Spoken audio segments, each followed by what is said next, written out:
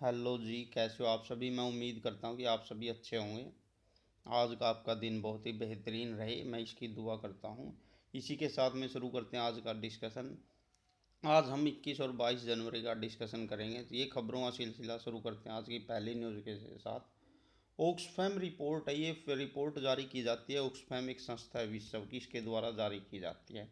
इसमें क्या बताया जाता है, विश्व स्तर पर जो असमानता इनइक्वालिटी है उसको बताया जाता है। असमानता सूचकांक जारी किया जाता है।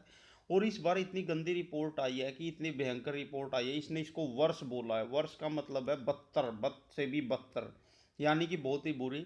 और इसका नाम इसने क्या दिया, देखिए, इन इक्वालिटी किल्स, यानी असमानता जो मार रही है लोगों को। इसके अनुसार कोरोना के दौरान भारत में 99% लोगों की आय कम होगी। कोरोना का इतना गंदा इफेक्ट हुआ कि 99% लोग, उनकी आय है जो चली गई। और सबसे बुरा असर कोरोना के दौरान लोगों की स्थिति बद से बदतर हो गई है। और 84% जो घरेलू लोगों की आय है जो कम हुई है, यानी जो घरेलू लोग हैं उनकी आय पे भी 84% लोगों की आय पे असर पड़ा है कोरोना के दौरान। तो याद रखना है। आज की दूसरी न्यूज़ है चीन से और भारत के व्यापार से जुड़ी हुई है। भारत और चीन का जो व्यापार है वो 125 बिलियन का व्यापार है।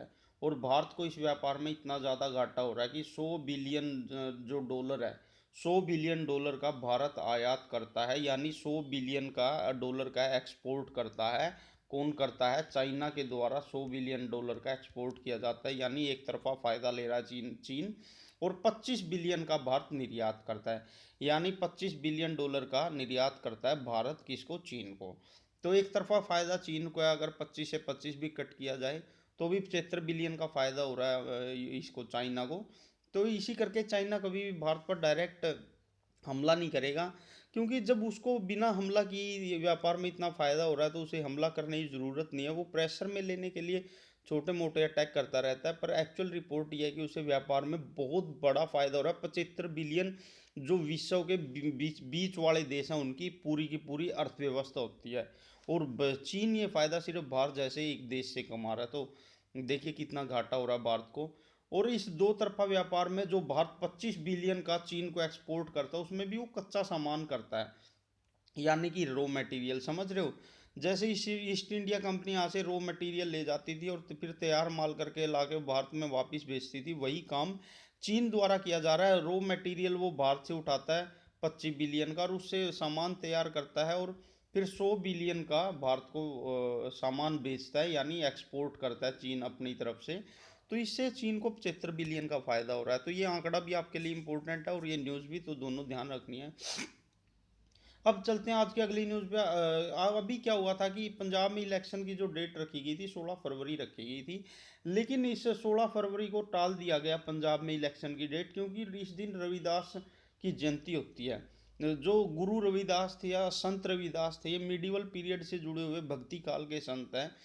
और रविदासिया समाज पंजाब के डेरा भल्ला, यानी पंजाब में एक जगह है डेरा भल्ला जहाँ पे रविदासिया समाज बहुत ज़्यादा रहता है। और ये डेरा भल्ला पंजाब के दोआबा क्षेत्र में है। ये दोआबा पंजाब में तीन, भारत के पंजाब में तीन क्षेत्र हैं, जो कि एक दोआबा है, एक माझा और एक मालवा। इन में जो दोआबा है ये पंजाब का सबसे बड़ा रीजन है, और इस क्षेत्र में रविदासिया समाज की बहुत ज़्यादा मतलब जनसंख्या है। और उस दिन ये क्या करते हैं, जिस दिन 16 फरवरी या गुरु रविदास का जन्मदिन होता है, तो ये बनारस जाते हैं, जिसका कि पंजाब की इलेक्शन पे बहुत ज़्यादा प्रभाव पड़ेगा। 12% लोग पंजाब में संत रविदास जी को मानते हैं। तो ये 12% लोग भी उसी दिन इलेक्शन में वोटिंग करें, इसी करके पंजाब में इलेक्शन को टाल दिया गया है। थोड़ा संत रविदास जी के बारे जान लेते हैं। संत रविदास जी के वचन गुरु ग्रंथ साहिब में भी ऐड किए गए हैं। आपसे क्वेश्चन पूछ लेंगे। ये भक्ति आंदोलन से जुड़े हुए संत थे। मोची जाति से संबंध रखते थे और इनका काम जूते गांठने का था। ये एक ईश्वर यानी वन गॉड, एक भगवान में विश्वास रखते थे। जो बहुदेववाद है उसको ये नकारते थे।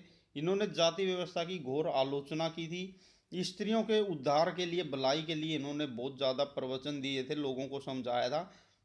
और इन्होंने अपने जो प्रवचन दिए थे वो क्षेत्रीय भाषाओं में दिए थे, ताकि लोगों से ज़्यादा कनेक्ट हो सकें। अभी बहुत ही चौंकाने वाली घटना अफ्रीका महाद्वीप में हुई है। सहारा मरुस्थल अफ्रीका महाद्वीप में स्थित है। इसमें बर्फ़ पड़ने के कारण अविश्वसनीय मौसम देखने को मिला है। जो कि विश्व में जलवायु परिवर्तन के संकट को दिखाता है। देखिए अफ्रीका महाद्वीप है ना, विश्व का सबसे ज़्यादा गर्म यानी कि होटेस्ट डेजर्ट है। यानी विश्व में सबसे ज़्यादा टेम्परेचर जो नोट किया जाता है वो सहारा मरुस्थल में किया जाता है। और ये जो सहारा मरुस्थल है कहाँ पर है, ये अफ्रीका महाद्वीप में है। जो अफ्रीका महाद्वीप का सहारा मरुस्थल, वहाँ पर जिस पर सबसे ज़्यादा वहाँ पर तापमान देखा जाता है, जो विश्व का सबसे उष्ण या गर्म मरुस्थल है, उस महाद्वीप के सहारा मरुस्थल में क्या हुआ, अभी बर्फ पड़ी है। देख रहे हो कितनी चौंकाने वाली घटना है। यानी ये इशारा कर रहा है जलवायु परिवर्तन की ओर। तो आपने ध्यान रखना है, सहारा डेजर्ट जहाँ पर बर्फ पड़ी है कहाँ पर है, अफ्रीका महाद्वीप में, और विश्व का सबसे गर्म मरुस्थल है, ये याद रखना है, ठीक है, आपके लिए बहुत इंपॉर्टेंट है। अगली न्यूज़ है, रिजर्व बैंक ऑफ इंडिया के द्वारा भी एक सर्वे करवाया गया। उस सर्वे में उसने बताया कि पिछले बीते साल में म्यूनसिपैलिटीज़ को 31% फंड कम दिया गया। यानी कि एक साल जो पिछला बीत गया उसमें जो म्यूनसिपैलिटी को फंड मिलना चाहिए था उसमें 71% की कटौती की गई। ऑलमोस्ट 3/4 यानी तीन हिस्सों का फंड रख लिया गया और सिर्फ एक हिस्से का 1/4 का फंड दिया गया। और ये म्यूनसिपैलिटीज़ का काम क्या है, ये हमारे गांव या शहरों के बुनियादी ढांचे के विकास पर असर डालेगा, जो कि इसका फंड कम किया गया है। म्यूनसिपैलिटीज से रिलेटेड बहुत इंपॉर्टेंट क्वेश्चन है हमारे लिए, वो जान लेते हैं। 74वें संविधान संशोधन द्वारा म्यूनसिपैलिटीज को भारत के संविधान में संवैधानिक दर्जा मिला था 1992 में। अनुसूची 12 ऐड की गई। संविधान में 12 अनुसूची हैं जिनमें 8 मुख्यतः थी। 9वीं सूची जोड़ी गई जो कि भूमि अधिग्रहण से संबंधित है, 10वीं दल बदल से, 11वीं पंचायत से, और 12वीं अनुसूची जो म्यूनसिपैलिटीज जो है इससे जोड़ी गई। ये 74वें संविधान संशोधन के द्वारा 1992 में जोड़ी गई थी। और इस म्यूनसिपैलिटीज वाली जो 12वीं अनुसूची है इसमें 18 विषय, ये विषय की संख्या भी पूछ लेते हैं।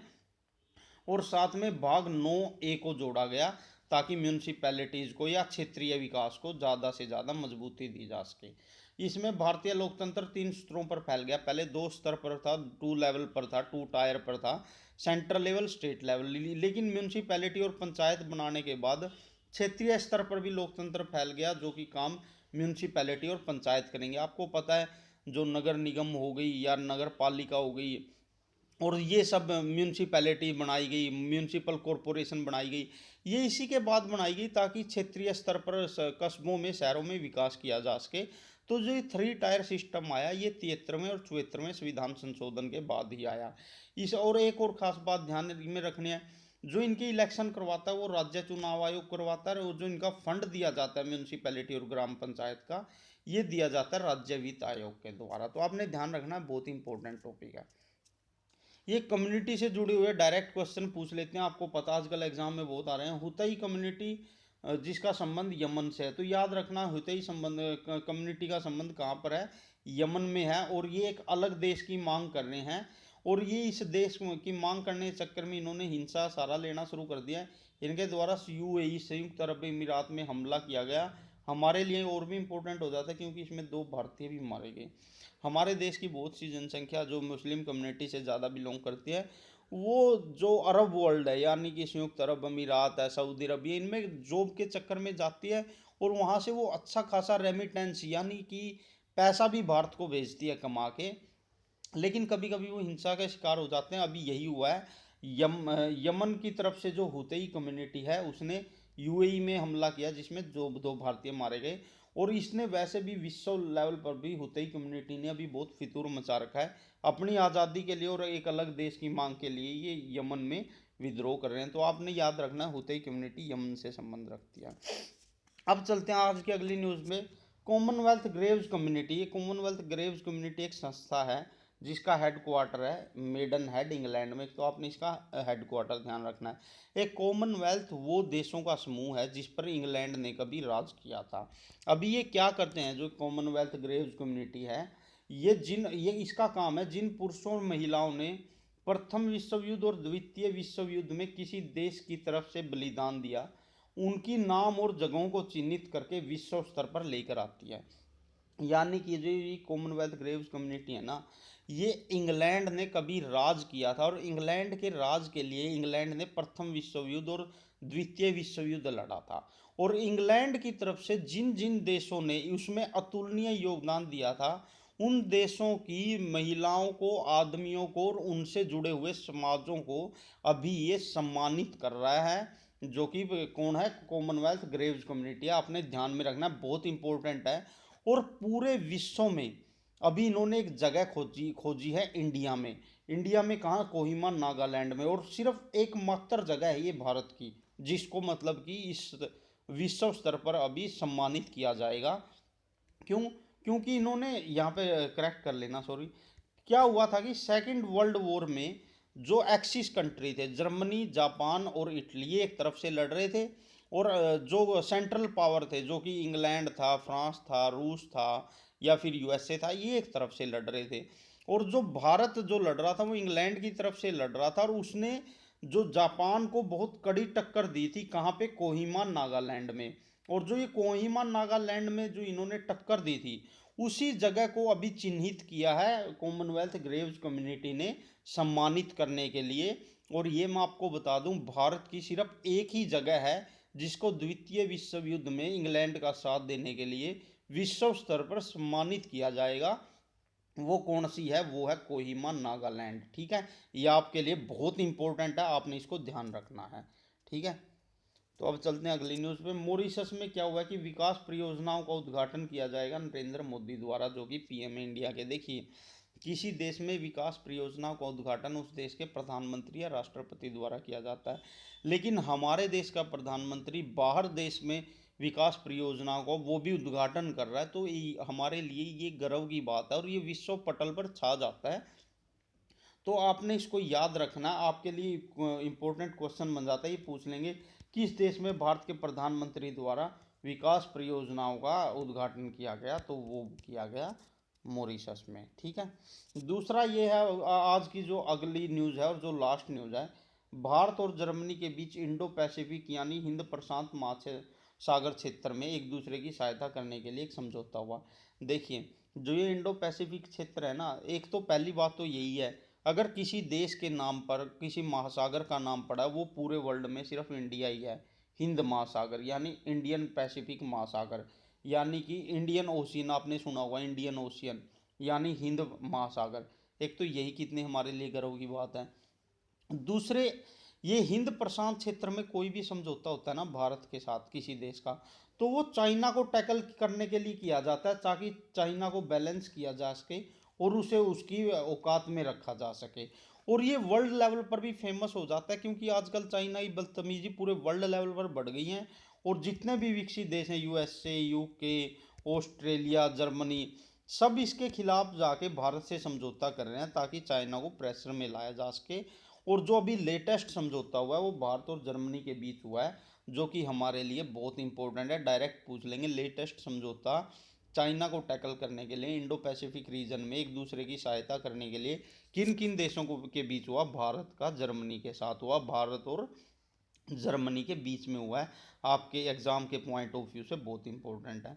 मैं उम्मीद करता हूँ कि आप सभी को आज का लेक्चर पसंद आया होगा। और ये 21 और 22 जनवरी की न्यूज़ हैं, आपने इन्हें नोट डाउन कर लेना है। और मेरा टेलीग्राम चैनल का लिंक है, मैं नीचे डिस्क्रिप्शन में डाल दूंगा। आप सभी का बहुत बहुत धन्यवाद। जय हिंद, जय भारत।